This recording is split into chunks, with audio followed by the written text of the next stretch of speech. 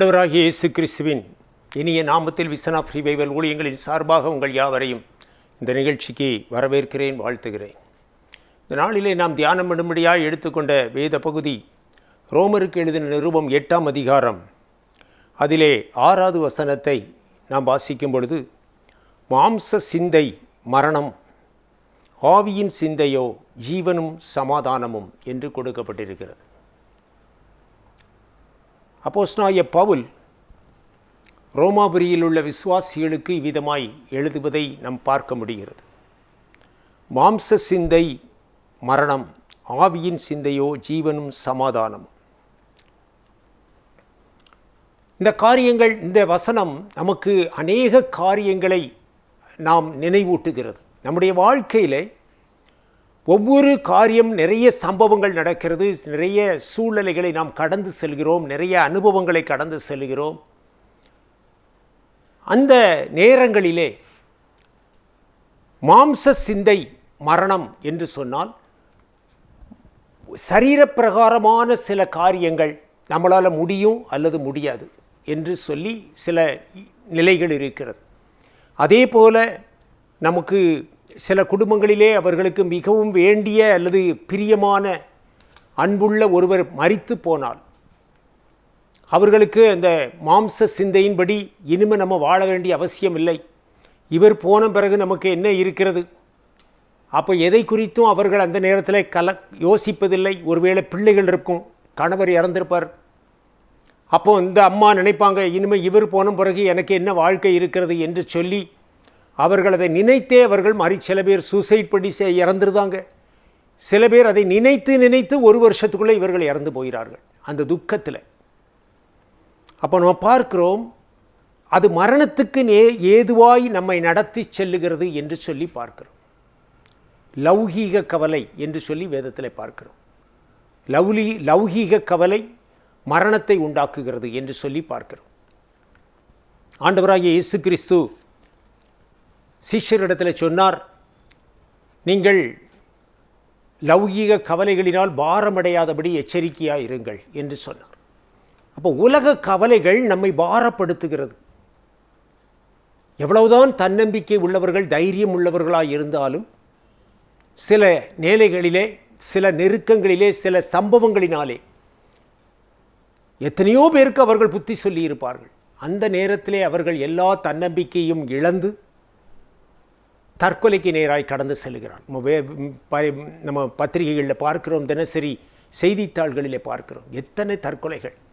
எவ்வளவு ஒரு பெரிய தைரியசாலிகளெல்லாம் மரித்து போகிறார்கள், பிரபலமானவர்கள் மரித்து போகிறார்கள். ஏன் இவ்விதமாய் நடக்கிறது என்று சொல்லி பார்த்தால், மாம்ச சிந்தை மரணம். இதுக்கு மேலே சொல்யூஷன் இல்லை, இதில் வேற ஒன்றும் நடக்காது என்கிற ஒரு நிலையில தான் அந்த ஜனங்கள் மரித்து போகிறார்கள். அப்போ மரணத்துக்கு ஏதுவாய் நடத்தி செல்லுகிறது. சில துக்கங்கள் வருகிறது, சில பாடுகள் வருகிறது, கடன் பிரச்சனைகள் வருகிறது. இனிமேல் நம்ம உயிரோடு இனிமேல் எப்படி நம்ம இதை அடைக்க போகிறோம் என்று சொல்லி யோசிக்கிறார்கள். அதுக்கப்புறம் அதைவிட அதிக கவலை, இரவும் பகலும் அதே கவலை.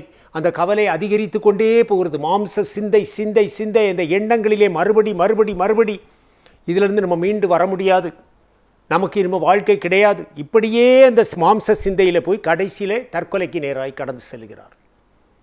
அப்போ மாம்ச சிந்தை மரணம், அது ஒரு அளவுக்கு தான் அது யோசிக்க முடியும், அதை தாண்டி அது யோசிக்க முடியாது. மாம்ச சிந்தை நம்ம கண்ணால் பார்க்கக்கூடிய ஒரு தூரத்தை தான் நம்ம பார்க்க முடியும், அதுக்கு அப்பால் என்ன நடக்கிறது என்பது நமக்கு தெரியாது. மாம்ச சிந்தையில் அதை பார்க்க முடியாது. நம்ம ஓரளவுக்கு தான் யோசிக்க முடியும், அதுக்கு மேலே என்ன நடக்குன்னு தெரியாது, நாளைக்கு என்ன நடக்கும்னு தெரியாது, நாளை கழிச்சு என்ன நடக்கும்னு தெரியாது. நம்மளால் திங்க் பண்ண முடியாது, சில விஷயத்தை கால்குலேட் பண்ண முடியாது. அப்போ இந்த இடத்துல பார்க்கிறோம், ஆவியின் சிந்தையோ ஜீவனும் சமாதானம். ஆவியின் சிந்தை என்று ஒன்று இருக்கிறது. ஆவி, ஆத்மா, சரீரம் மனுஷனுக்கு. இந்த ஆவியின் சிந்தை என்பது விசுவாச கண்களை கொண்டு ஒரு காரியத்தை பார்க்கிற ஒரு விஷயம். நம்முடைய வாழ்க்கையிலே எல்லாம் முடிந்து விட்டது, இதுக்கு மேலே நம்ம வாழ வேண்டிய அவசியமே இல்லை, இனிமேல் வாழ்ந்து என்ன செய்ய போகிறோம், வாழ்வதில் அர்த்தம் இல்லை என்கிற நிலை மாம்ச சிந்தையில் வரும். ஆனால் ஆவியின் சிந்தை, கர்த்தர் நம்மை பலப்படுத்துவார், நம்ம எழுந்து சாதிக்கணும், நமக்கு பிள்ளைகள் இருக்கிறது, அவங்களுக்காக நம்ம வாழணும். நம்மை நம்பி ஒரு கூட்டம் இருக்கிறது, அவர்களுக்காக நம்ம வாழணும். இந்த உலகத்தில் நம்ம எழும்பி நிற்கணும், சாதித்து காட்டணும். உற்றார் உறவினருக்கு முந்தி அவர்களுடைய கண்களுக்கு முன்பாக நம்ம ஒரு உயர்ந்த நிலையிலே நம்ம நின்று காட்டணும், வாழ்ந்து காட்டணும், சேலஞ்ச் என்று சொல்லி அந்த ஆவியின் சிந்தையிலே விசுவாச கண்களினாலே இதை கண்டு ஆண்டவருடைய சமூகத்திலே கண்ணீரோடு செபித்து பரிசுத்த ஆவியானவர் நம்முடைய ஆவியிலே கிரியை செய்து நமக்குள்ளே ஒரு விசுவாசத்தை கொடுக்கிறார், ஒரு தைரியத்தை கொடுக்கிறார். அப்படி தற்கொலையிலிருந்து மீண்டு வந்தவர்கள் ஏராளம். தற்கொலை வரைக்கும் போய் தற்கொலை செய்யக்கூடாது என்று முடிவை மாற்றிக்கொண்டு திரும்பி வந்தவர்கள் ஏராளமான சாட்சிகள் இருக்கிறார்கள்.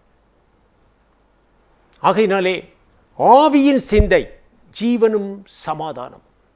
ஆண்டவர் சொன்னார், இயேசு கிறிஸ்து, நான் இந்த உலகத்திற்கு என் ஆடுகளுக்கு ஜீவனை கொடுப்பதற்கு வந்தேன் என்று சொன்னார்.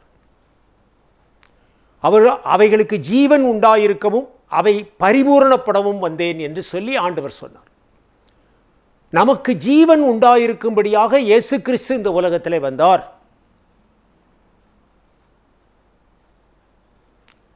நம்ம ஜீவனோடு இருக்கும்படியாக, நம்மை வாழ வைக்கும்படியாக இயேசு கிறிஸ்து வந்தார். அப்ப ஜீவனும் சமாதானம், ஆவியின் சிந்தை ஜீவனும் சமாதானம். ஜீவன் என்று சொல்லும் பொழுது இந்த உலகத்திலே நம்ம ஜீவனோடு இருக்கிற காரியத்தையும் சொல்ல முடியும். இரண்டாவது, நித்திய ஜீவன் என்பதையும் நாம் சொல்ல முடியும்.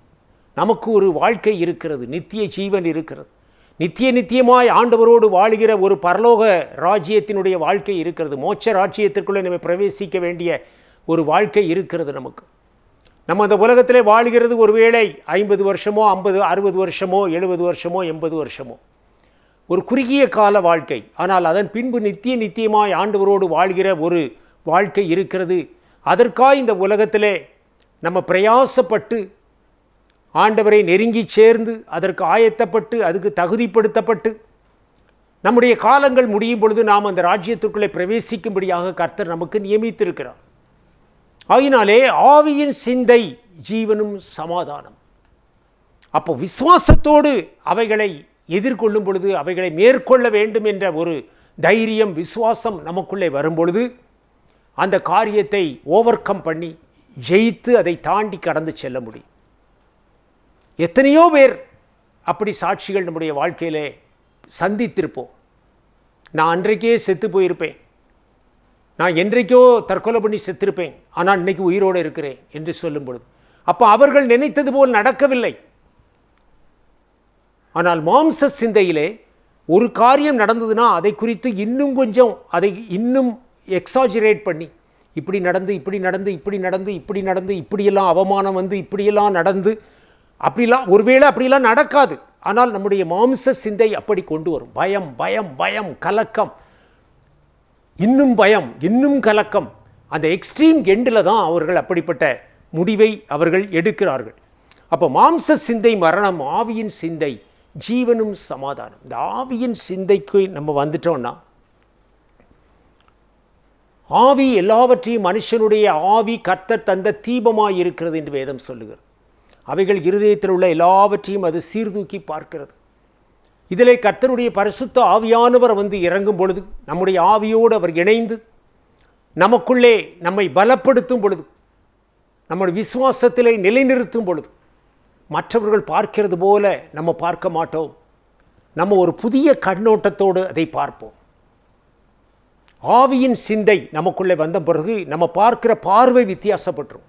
இல்லை, அப்படி சம்பவிப்பதில்லை, அப்படி நடக்காது, ஆண்டவர் என்னை விடமாட்டார், கர்த்தர் என்னை வெட்கப்பட்டு போக விடமாட்டார், எனக்காக ஜீவனை கொடுத்து கல்வாரியிலே தன்னுடைய ஜீவனை கொடுத்து இரத்தத்தை சிந்தி எனக்காய் பலியான இயேசு என்னை அப்படி விடமாட்டார், விலைக்கிரயம் கொடுத்து என்னை மீட்டிருக்கிறார், எனக்கு அப்படி சம்பவிப்பதில்லை, கர்த்தர் இருக்கிறார். அது எப்படி மாறும்? அது எப்படியோ மாற்றுவார், கர்த்தர் மாற்றுவார். கர்த்தரால் கூடாத காரியம் ஒன்றுமில்லை. சூழ்நிலைகள் மாறும், ஆண்டவர் எல்லாவற்றையும் மாற்றுவார். நடக்காது என்கிற ஒரு நிலையிலே நடக்கும் என்று விசுவாசிக்கிறது. அதுதான் விசுவாச கண்கள், ஆவியின் சிந்தை. அது நடக்கும் என்று சொல்லி அந்த நாட்களிலே இஸ்ரவேல் ஜனங்கள் ஒவ்வொரு நிலையிலும் பார்க்கிறோம், ஒவ்வொரு யுத்தத்திலும் கடற்கரை மணலத்தனையா என்று சொல்லப்பட்டிருக்கிறது. எண்ண முடியாத அளவுக்கு எதிரிகள் வந்து குமிஞ்சிருப்பாங்க தேசத்தை சுற்றி. இவர்கள் வெறும் விரல் விட்டு எண்ணுத மாதிரி 500 பேர் 600 பேர் இருப்பாங்க. இதை வைத்துக்கொண்டு அவர்களை சமாளிக்க முடியுமா? அங்கே போய் சண்டைக்கு போனால் நம்ம என்னத்துக்கு ஆகும்? 10-15 நிமிஷத்தில் அத்தனை பேரும் காலியாயிரும். சரியான ஆயுதங்கள் கிடையாது. அவர்கள் எல்லாம் ப்ராப்பர் எக்யூப்மெண்ட்ஸோடு வந்திருக்காங்க. ரதங்கள், குதிரைகள், ஈட்டிகள், வாள்கள், வில்லு எல்லாம் இருக்கிறது. இவர்களிடத்தில் ஒன்றுமே கிடையாது. சவுல் காலத்தில் கர்த்தரை நம்பிக்கொண்டு இவர்கள் யுத்தத்தில் இறங்கினார். இவர்களுக்காய் கர்த்தர் யுத்தம் பண்ணினார் என்று சொல்லி பார்க்கிறோம். எதிரிகள் சிதறடிக்கப்பட்டார்கள், முறியடிக்கப்பட்டார்கள், இவர்கள் ஜெயம் பெற்றார்கள். மாம்ச சிந்தையிலே இது நடக்காத காரியம். ஆனால் ஆவியின் சிந்தையிலே இந்த விசுவாச கண்களோடு பார்க்கும் பொழுது கர்த்தர் சொல்லி இருக்கிறார், கர்த்தர் ஜெயம் கொடுப்பார் என்கிற விசுவாசத்தோடு அவர்கள் இறங்கினார்கள், ஜெயம் பெற்றார்கள். ஒவ்வொரு யுத்தத்திலும் அவர்கள் விசுவாசத்தினால்தான் ராஜ்யங்களை சுதந்திரித்தார்கள், எதிரிகளை மேற்கொண்டார்கள். சொந்த பலத்திலே அல்ல. ரேஷனல் மைண்டில் அது கூடாது, அது நடக்காத காரியம். அறிவுபூர்வமாக இது நடக்கவே வாய்ப்பே கிடையாது. ஆனால் ஒரு விசுவாச கண்களால் பார்க்கும் பொழுது அது சாத்தியம் என்று சொல்லப்படும். அடுத்தபடியாய் பார்க்கிறோம், கலாத்தியர் 5:17 பார்க்கிற ஒரு காரியம், மாம்சம் ஆவிக்கு விரோதமாகவும் ஆவி மாம்சத்துக்கு விரோதமாகவும் இச்சிக்கிறது. நீங்கள் செய்ய வேண்டும் என்று இருக்கிறவைகளை செய்யாதபடி இவைகள் ஒன்றுக்கொன்று விரோதமாய் இருக்கிறது. இந்த இடத்துல மிக தெளிவாய் போட்டிருக்கிறது. மாம்சம் ஆவிக்கு விரோதமாய் இருக்கிறது, ஆவி மாம்சத்துக்கு விரோதமாய். 2 dead against, north pole south pole போல. இதுக்கும் அதுக்கும் சம்பந்தமே கிடையாது. மாம்சம் யோசிக்கிறது வேற, ஆவியிலே வருகிறது வேற, யோசனை வேற. மாம்சம் ஆவிக்கு விரோதமாகவும் ஆவி மாம்சத்துக்கு விரோதமாகவும் இச்சிக்கிறது. என்னுடைய விருப்பங்களே அப்படித்தான். மாம்சத்தினுடைய விருப்பம், இச்சை வேற, ஆவியின் இச்சிக்கிறது வேற. ஆவி தேவனுக்குரியவைகளை இச்சிக்கிறது, ஹெவன்லி திங்ஸுக்கு நேராய் நம்மை நடத்தி செல்லுகிறது. நம்முடைய விருப்பங்களை நமக்குள்ளே உண்டாக்குகிறது. தேவனோடு ஒப்புரவாகுவது, தேவனோடு நெருங்கி வாழ்வது, தேவ சமூகத்திலே காத்திருப்பது, தெய்வீக காரியங்களிலே கவனம் செலுத்துவது, வேத வசனங்களை வாசிப்பது. ஆவி இப்படி ஒரு ஆவியினுடைய விருப்பம் இப்படி இருக்கிறது. ஆனால் மாம்சம் வேறு விதமாய் சிந்திக்கிறது. இதை செய்யக்கூடாதபடி உலக காரியங்களுக்கு நேராய் நம்மை நடத்தி செல்லுகிறது.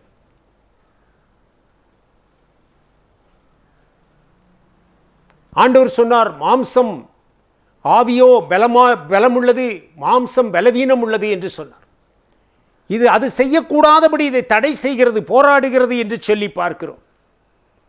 நீங்கள் செய்ய வேண்டும் என்று இருக்கிறவைகளை செய்யாதபடிக்கு இவைகள் ஒன்றுக்கொன்று விரோதமாய் இருக்கிறது. அப்போ ஆவிக்கேற்ற பிரகாரமாய் நீங்கள் யோசித்து தேவ சமூகத்திலே காத்திருந்து ஜெபித்து இதை செய்ய வேண்டும் என்று நீங்கள் தீர்மானிக்கிறீர்கள். அது சரி என்று உங்களுக்கு மைண்டில் படுது. ஒரு ஆராதனை வேளையில் அல்லது ஒரு கூட்டத்தில் இருக்கும் பொழுது உங்களுக்கு ஆண்டவர் உணர்த்துகிறார், இது பிரச்சனை இல்லை, இதில் உட்கார்ந்து நம்ம இன்னும் ஒழுங்காக ஜெபம் பண்ணணும் அப்படின்னு சொல்லி.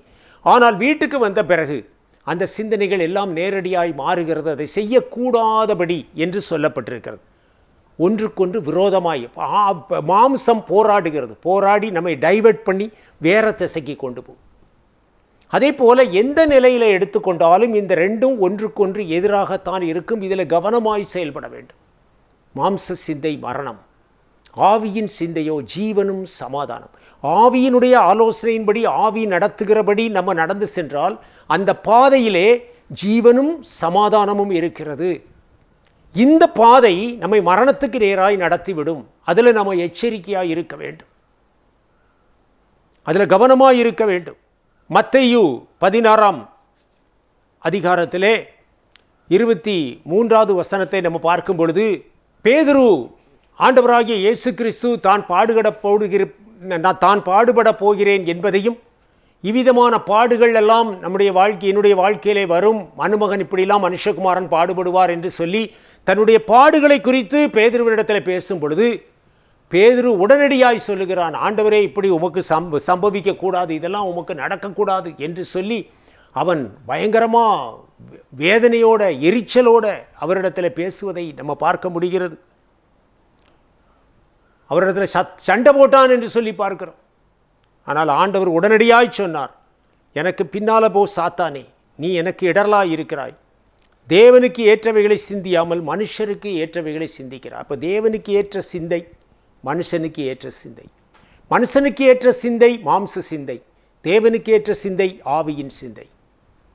தேவனுக்கு ஏற்ற சிந்தை இயேசுவின் இடத்துல இருந்தது.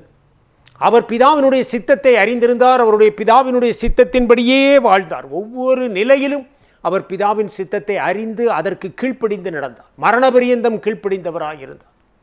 பிதாவினுடைய சித்தத்திற்கு தன்னை முழுவதுமாய் ஒப்பு கொடுத்தார். அவருக்கு பிதாவின் சித்தம் செய்வதுதான் பிரதான காரியமாய் காணப்பட்டது. அதை நிறைவேற்றி முடிக்கணும், அந்த சித்தத்தை செய்து முடிக்கணும். தேவ திட்டம் இவரில் பூரணப்பட வேண்டும். இதில் அவர் கவனமாக இருந்தார்.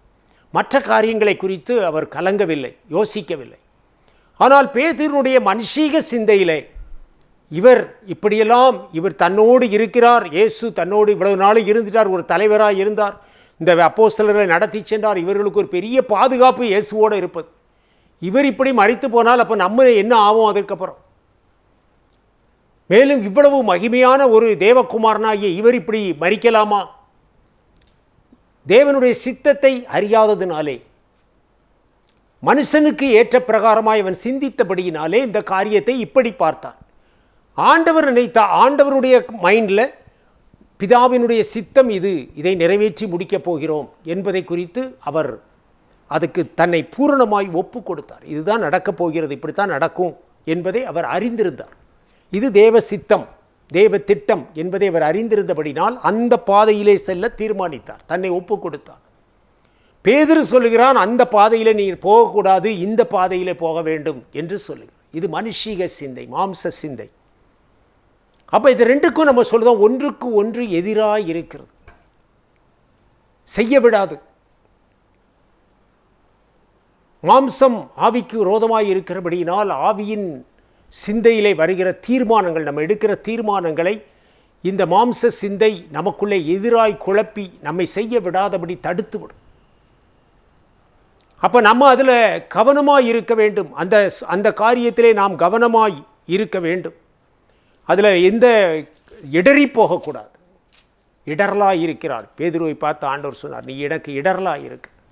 நம்ம இடறி போகக்கூடாது, அதில் கவனமாக இருக்க வேண்டும். மத்தேயு 14ஆம் அதிகாரத்திலே 29:30 நம்ம பார்க்கிற ஒரு காரியம், ஆண்டவராகிய இயேசு கிறிஸ்து கடலின் மேல் நடந்து வந்தார் என்று சொல்லி பார்க்கிறோம். இரவின் 4ஆம் ஜாமத்தில் இயேசு கிறிஸ்து கடலின் மேல் நடந்து வருகிறது சீஷர்கள் கண்டார்கள். அப்பொழுது பேதுரு முதலாவது இயேசுவை பார்த்து பேசுகிறான், ஆண்டவரே நீரே ஆனால் நான் ஜலத்தின் மேல் நடந்து வர கட்டளையிடும் என்று சொல்லி ஒரு வார்த்தை சொன்னான். அப்பொழுது அவனுக்கு விசுவாசம் இருந்தது. இயேசு கட்டளையிட்டால் நான் ஜலத்தின் மேல் நடப்பேன். நீர் கட்டளையிடும், நீர் எனக்கு கட்டளையிடும், நான் ஜலத்தின் மேல் நடப்பேன்.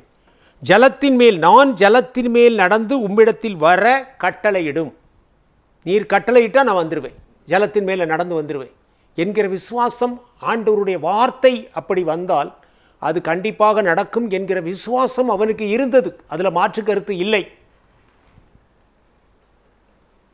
கடல் கொந்தளிப்பாக இருக்கிறது, இருளாக இருக்கிறது, இருட்டு நேரம். இயேசுவை மாத்திரம் பார்க்கிறார்கள். ஆனாலும் விசுவாசத்திலே பேதுரு உறுதியாக இருந்தான் என்று சொல்லி பார்க்கிறோம். அப்பொழுது இயேசு சொன்னார், வா என்றார். ஒரு வார்த்தை சொன்னார், வா. சொன்ன உடனே சந்தோஷமாய் பேதுரு படகை விட்டு இறங்கி இயேசுவினிடத்தில் போக ஜலத்தின் இயேசுவை நோக்கி ஜலத்தின் மேல் நடந்தான். பேதுரு ஜலத்தின் மேல் நடந்தான், இயேசு ஜலத்தின் மேல் நடந்தார். வா என்று அவர் கட்டளை கொடுத்ததினாலே பேதுரு ஜலத்தின் மேல் நடந்தான். ஆனால் அலைகள் பலமாய் இருக்கிறதை கண்டு, காற்று பலமாய் இருக்கிறதை கண்டு தன்னை சுற்றி பார்த்தான். கடலினுடைய சூழ்நிலைகளையும் காற்றையும் அலைகளையும் கொந்தளிக்கிறதையும் பார்த்த பொழுது அவன் பயந்தான். ஒரு பயம் அவனுக்குள்ளே வந்தது. மீதி தூரம் இனி எப்படி சேரப்போகிறோம் என்று சொல்லி ஒரு பயம் வந்தது. அப்படியே அமிழ்ந்து போனான் உள்ள. அமிழ்ந்து போகிறதுல ஆண்டவரே என்னை ரட்சியும் என்று கத்தி கூப்பாடு போட்டுவிட்டு அமிழ்ந்து போனான். இயேசு பக்கத்தில் வந்து கரத்தை பிடித்து தூக்கினார். அற்ப விசுவாசியே ஏன் சந்தேகப்பட்டாய் என்று சொல்லி கரத்தை பிடித்து தூக்கினார். அதன் பின்பு இயேசுவினுடைய கரத்தை பிடித்து கொண்டு ஜலத்தின் மேல் நடந்து வந்தான். மீதி தூரத்துக்கும் நடந்து படகு வரைக்கும் இயேசுவினுடைய கையை பிடித்து கொண்டு ஜலத்தின் மேல் நடந்தான், தொடர்ந்து நடந்தான். அப்போ இயேசுவை பார்த்து கொண்டு, இயேசுவை பார்த்து, இயேசுவினுடைய முகத்தை பார்த்து, இயேசுவை நோக்கி அவன் நடக்கும் பொழுது இவன் வெற்றிகரமாய் அதை நடந்து சென்றான், கடந்து சென்றான் என்று சொல்லி பார்க்கிறோம். எப்பொழுது சூழ்நிலைகளையும் தன்னை சுற்றி இருக்கிற அந்த சூழ்நிலைகளை, கடலையும் காற்றையும் அந்த பயங்கரங்களையும் பார்த்தானோ அப்பொழுது அவனுக்கு அந்த விசுவாசம் பலவீனப்பட்டது. பயமும் கலக்கமும் வந்த பொழுது விசுவாசம் பலகீனப்பட்டது. இவன் அமிழ்ந்து போக ஆரம்பித்தான் என்று சொல்லி அதுவரைக்கும் நடந்தவன் ஜலத்துக்குள்ளே மூழ்க ஆரம்பித்தான். என்னை கேட்கிற பிரியமானவர்களே, எபிரேயர் 12ஆம் அதிகாரம் 1வது வசனத்திலே பார்க்கிறோம். மேகம் போன்ற இத்தனை திரளான சாட்சிகள் நம்மை சூழ்ந்து கொண்டிருக்கு. பாரமான யாவற்றையும் நம்மை சுற்றி நெருக்கிற பாவத்தையும் தள்ளிவிட்டு விசுவாசத்தை துவங்குகிறவரும் முடிக்கிறவருமாயிருக்கிற இயேசுவை நோக்கி நமக்கு நியமித்திருக்கிற ஓட்டத்தில் பொறுமையோடு ஓடக்கடவோம். நமக்கு நியமித்திருக்கிற ஓட்டத்தில் பொறுமையோடு ஓடக்கடவோம். நம்முடைய விசுவாச வாழ்க்கையிலே, விசுவாச பாதையிலே, நமக்கு நியமிக்கப்பட்டிருக்கிற பாதையிலே, நம்முடைய வாழ்க்கையிலே பொறுமையாய் ஓடக்கடவோம். ஓட்டத்தில் பொறுமையோடு பொறுமையாய் ஓடக்கடவோம். எப்படி ஓடக்கடவோம்? நம்மை சுற்றி ஏராளமான காரியங்கள் இருக்கிறது, போராட்டங்கள் இருக்கிறது. பேதுரு கடலின் மேல் நடந்தது போலத்தான் நம்முடைய விசுவாச வாழ்க்கையும் நமக்கு இருக்கிறது. நம்முடைய சொந்த வாழ்க்கை, அனுதின காரியங்கள், நம்முடைய வாழ்க்கையின் பிரச்சனைகள், போராட்டங்கள், நம்ம சந்திக்கிற காரியங்கள் எல்லாவற்றையும் நம்ம யோசித்து பார்த்தால் இந்த உலகத்தில் நம்ம வாழுகிறது, விசுவாச பிள்ளைகள் வாழுகிறது விசுவாசத்தினால மட்டும்தான் வாழ முடியும். என்னைக்கு இந்த விசுவாசம் நமக்குள்ளே குன்றி போகிறதோ அன்றைக்கு இந்த உலகத்தில் நம்ம தோல்த்து போவோம். வெற்றி எடுக்க முடியாது, ஜெயம் எடுக்க முடியாது. விசுவாசத்தினால் நீதிமான் பிழைப்பான், பின்வாங்கி போவானாயில் அவன் மேலே ஆத்துமாய் பிரியமாய் இராது. ஆண்டவர் சொல்லுகிறார், கர்த்தருடைய வார்த்தை சொல்லுகிறது. விசுவாசத்தினால் மாத்திரம்தான், விசுவாசத்தினாலே உலகத்தை ஜெயித்தார்கள், விசுவாசத்தினாலே ஜெயித்தார்கள், விசுவாசத்தினாலே ஜெயித்தார்கள். அந்த விசுவாசம் ஒன்று ஹைட்ரஜன் பலூன் மேலே பறந்து கொண்டு இருக்கிறது. அப்படியே மேலே மேலே மேலே போகுது. சில வெயிட்டுகளெல்லாம் அதில் இருந்தாலும் அதையும் தூக்கிக்கிட்டு போகுது.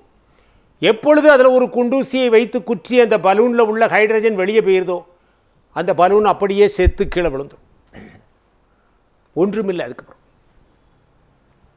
அதே தான் விசுவாசம். என்னைக்கு விசுவாசம் நமக்குள்ளே, நம்ம விசுவாசத்தை காத்து கொள்ளணும்னு சொல்லி போட்டிருக்கு. விசுவாசத்தை காத்து கொள்ள வேண்டும். அந்த விசுவாசத்தை விட்டுறக்கூடாது. சூழ்நிலைகளை பார்த்து நம்ம கலங்கிடக்கூடாது. இந்த வசனத்தில் தெளிவாய் சொல்லப்பட்டிருக்கிறது.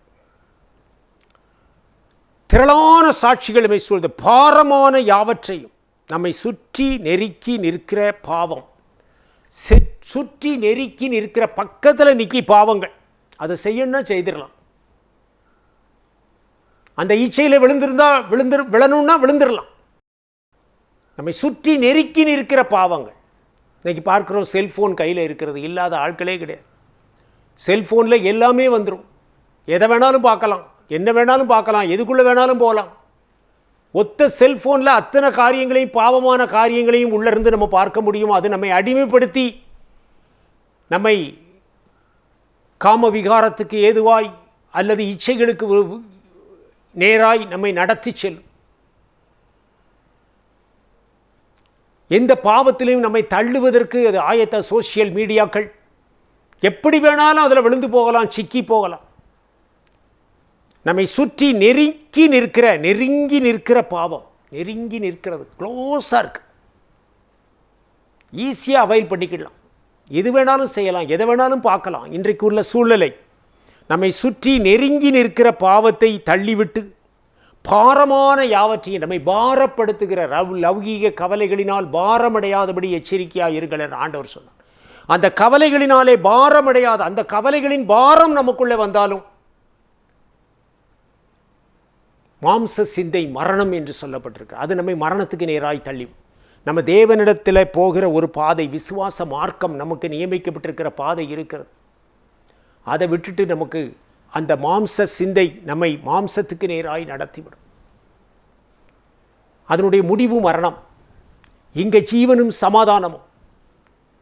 இவைகளெல்லாம் ஜெயிப்பதற்கு தான் விசுவாசம் என்னும் ஒன்றை ஆண்டவர் கொடுத்திருக்கிறார். விசுவாசிக்கிறவன் பதறான், விசுவாசிக்கிறவன் பதறான். நம்முடைய விசுவாசமே உலகத்தை ஜெயிக்கிற ஜெயம். இந்த உலகத்தில் ஜெயம் எடுக்கணும்னா விசுவாசம்தான். அதை இழந்துட்டா போச்சு. அப்போ இந்த மாதிரி எல்லாவற்றையும் தள்ளிவிட்டு, அவைகளெல்லாம் சட்டை பண்ணாமல் தூர தள்ளிட்டு, விசுவாசத்தை துவங்குகிறவரும் முடிக்கிறவருமாகிய இயேசுவை நோக்கி நமக்கு நியமிக்கப்பட்டிருக்கிற ஓட்டத்திலே பொறுமையாய் ஓடக்கடவும். இயேசுவை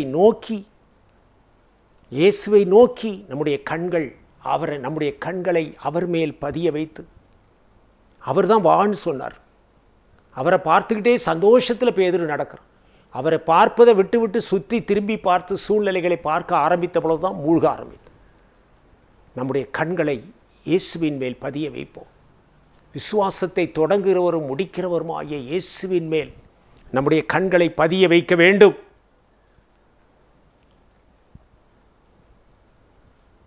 இயேசுவை நோக்கி நாம் நடந்து செல்ல வேண்டும். இதுதான் பேதுரு கடலின் மேல் நடந்ததான் நம்ம உலகத்தில் உள்ள விசுவாச ஜீவியம். 1000 பிரச்சனைகள், 1000 போராட்டங்கள், சுற்றி நெருங்கி நிற்கிற பாவங்கள், பாரமான யாவற்றையும் தள்ளிவிட்டு அவரை நோக்கி நம்முடைய ஓட்டத்தை ஜெயத்தோடு ஓட வேண்டும், ஓடி முடிக்க வேண்டும். என் ஓட்டத்தை ஜெயத்தோடு முடித்தேன் என்று அப்போஸ்தலனாகிய பவுல் சொல்லுகிறார். எத்தனை போராட்டங்கள், எத்தனை வேதனைகள், எத்தனை துக்கங்கள், எத்தனை பாடுகள், ஒன்றும் அவரை இயேசுவை விட்டு பிரிக்கலை. எல்லாவற்றையும் தாண்டி ஓவர் கம் பண்ணி ஜெயம் எடுத்து ஆண்டவருடைய சமூகத்திலே வந்து சேர்ந்தார். அவருடைய வாழ்க்கை பயணத்தை வெற்றிகரமாய் முடித்தார். அதே போல் ஆண்டவராகிய இயேசு கிறிஸ்து ஒரு சின்ன இடத்துல கூட அவர் இடறி போகவில்லை. தெளிவாய் அவருடைய பாதையிலே நடந்து சென்றார். பிதா தனக்கு வைத்திருக்கிற அந்த சித்தம், அந்த பாதையை அவர் அறிந்திருந்தபடியினால் அந்த பாதையிலே மிக தெளிவாய் நடந்து சென்றார். அதே போல என்னை கேட்கிற பிரியமானவர்களே, நம்முடைய வாழ்க்கையிலே உங்களுக்கு வைத்திருக்கிற பாதையிலே, உங்களுக்கு வருகிற பாடுகள் மத்தியிலே, உபத்திரவங்கள் மத்தியிலே பேதுருவை நினைத்து கொள்ளுங்கள். உங்களுடைய கண்களை இயேசுவின் மேல் பதிய வையுங்கள். ஒரு பெரிய போராட்ட களத்திலே, யுத்த களத்திலே நம்ம இருக்கிறோம். கடந்த காலத்தில் நடந்ததை காட்டிலும் நெருக்கங்களும் போராட்டங்களும் அதிகமாக இருக்கிறது. பாவங்கள் பெருகி இருக்கிறது. பாவங்கள் செய்வதற்கு வாய்ப்புகளும் பெருகி இருக்கிறது. இந்த சூழ்நிலையிலே சுற்றி நெருங்கி நிற்கிற பாவத்தையும் பாரமான யாவற்றையும் தள்ளிவிட்டு விசுவாசத்தை தொடங்குகிறவரும் முடிக்கிறவரும் அவர்தான் தொடங்குகிறார். உனக்குள்ளே விசுவாசத்தை வைத்தது அவர்தான். அவரை நீ என்னைக்கு விசுவாசியா அன்னைக்கு தான் உன் விசுவாச வாழ்க்கை தொடங்கினது. தொடங்குகிறவரும் அதை முடிக்கிறவரும் அவர்தான். சக்ஸஸ்ஃபுல்லாக நீ உன் ஜீவியத்தை முடித்து அவரிடத்தில் போய் சேரும் வரைக்கும் உன்னை கரம் பிடித்து நடத்தி செல்கிறவர் அவரே. ஒருவேளை நீ மூழ்கி போகிற அளவிற்கு பயமும் கலக்கமும் வந்து மூழ்கி போனாலும் நீ அவரை நோக்கித்தான் அபயமிடணுமே தவிர ஐயோ அம்மா என்று சொல்லி நீ மூழ்கிடக்கூடாது. அந்த பேதுரு செய்த காரியத்தை மூழ்கில, ஒரேடியாக மூழ்கின மூழ்கியே போகலை பேதுரு. ஆண்டவரை நோக்கி கூப்பிட்டான் என்று சொல்லி பார்க்கிறோம். அப்போ பலகீனம் வரும்பொழுது மூழ்க ஆரம்பித்துட்டான். ஆரம்பித்த உடனே அவன் ஆண்டவரை நோக்கி கூப்பிட்டான் என்று சொல்லி பார்க்கிறோம். அதில் நம்ம கவனமாக இருக்க வேண்டும். உடனே கூப்பிட்டான் ஆண்டவரை நோக்கி. ஆண்டவரே என்னை ரட்சியும் என்று கூப்பிட்டான். ஆண்டவரே ரட்சியும். மூழ்க ஆரம்பிச்சிட்டான். என்ன எல்லாம் ஃப்ராக்ஷன் ஆஃப் செகண்ட், ஒரு செகண்டில் மூழ்கிடுவோம். ஃப்ராக்ஷன் ஆஃப் செகண்ட் மூழ்கிறோன்னு தெரிஞ்சிட்டு உள்ளே இறங்குறான் தண்ணிக்குள்ளே. ஆண்டவரே ரட்சி. அப்போ அந்த வார்த்தை, அந்த ஒரு வார்த்தை தடுமாறலாம், கலக்கங்கள் வரலாம், பயங்கள் வரலாம், விசுவாசத்தை பாதிக்கிற அளவுக்கு போராட்டங்கள் வரலாம். ஆண்டவரை நோக்கி கூப்பிட்டுருங்க. அந்த நேரத்தில் சீஷரிடத்தில் ஆண்டவர் சொன்னார், உங்கள் விசுவாசம் ஒளிந்து போகாதபடி உங்களுக்காய் நான் வேண்டிக் கொள்கிறேன். பிசாசினால் அலைக்கழிக்கப்பட்ட பிள்ளையை கொண்ட தகப்பன் ஆண்டவரிடத்தில் சொன்னான், என் விசுவாசத்தை வர்த்திக்கப்படும். நம்ம விசுவாசத்தில் குறைவுபடும் பொழுது விசுவாசத்தை தொடங்குகிறவரும் முடிக்கிறவர் அவர் தான். அந்த விசுவாசத்தில் உன்னை பலப்படுத்துகிறவர் அவர் தான். என்ன நிலையில் நீ எப்படி இருந்தாலும் அவரை நோக்கி கூப்பிட்டு உன்னுடைய சத்தம் அபய குரல். ஆபத்து காலத்தில் என்னை நோக்கி கூப்பிடு, நான் உன்னை விடுவிப்பேன். கூப்பிட்டு, ஆண்டவரே என்னால் முடியலை, என்னால் இதுக்கு மேலே போக முடியல, ஆண்டவரே ரட்சியும் என்று ஒரு சத்தம். அந்த செகண்டில் உனக்கு அவருடைய கரம் நீட்டப்படும். உன்னை அப்படியே பேதுரு, முங்கிக் கொண்டிருந்த பேதுரு அப்படியே கரத்தை பிடித்தார், ஜலத்துக்கு மேலே வந்துட்டான். வெற்றிகரமாய் ஜலத்தின் மேலே ஆண்டவர் கையை பிடித்து கொண்டு ஒரு வெற்றி வீரனாய் நடந்து வந்தான், சந்தோஷமாய் நடந்து வந்தான். அதுக்கப்புறம் கலங்கலை. அந்த ஒரு நிமிஷம்தான். பழையபடி கையை பிடித்தவுடன் அவனுக்கு தைரியம் வந்துட்டு, விசுவாசம் வந்துட்டு, ஜலத்தின் மேல் நடந்தான். இதுதான் வாழ்க்கை. உன்னை விட்டுற மாட்டார், மூழ்கி போக விட மாட்டார். நீ கலங்கி போக வேண்டாம், மாம்ச சிந்தைக்கு நீ போகாத. உடனே ஆண்டவரை நோக்கி கூப்பிடு, ஆண்டவரே ரட்சியும். ஒரு வார்த்தை நம்முடைய வாழ்க்கையிலிருந்து, வாயிலிருந்து, இருதயத்தின் ஆழத்திலிருந்து வரும். ஓடி அடுத்த செகண்ட் அவருடைய கரம் நீட்டப்பட்டு உன்னை தூக்கி நிமித்திடுவார். அப்படி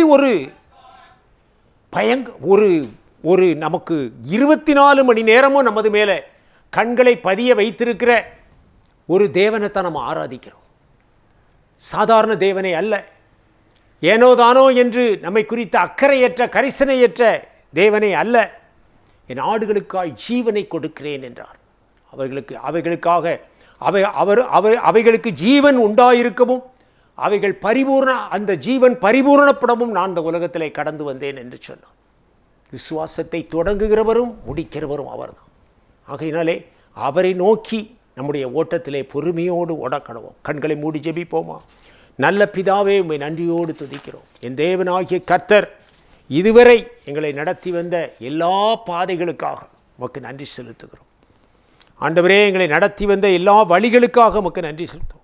உம்முடைய பிள்ளைகளுடைய வாழ்க்கையிலே எத்தனையோ போராட்டங்கள், வேதனைகள், துக்கங்கள் கடந்து வந்திருந்தாலும், ஆண்டவரே, அவர்கள் குறைவுபட்டு போனாலும், விசுவாசத்திலே பலவீனப்பட்டு போனாலும், ஆண்டவரே ரட்சியும் என்று உம்மை நோக்கி கூப்பிடும் பொழுது உம்முடைய கரம், ஆணி பாய்ந்த கரம் அவர்களுக்கு நேராய் நீட்டப்பட்டு அவருடைய கரத்தை பிடித்து தூக்கி விடுகிற கிருபைக்காய் நன்றி. ஆண்டவரே, உம்முடைய பிள்ளைகளை தூக்கி எடுப்பீராக. அவர்கள் மூழ்கி போகக்கூடாது, விழுந்து போகக்கூடாது, பலவீனப்படக்கூடாது.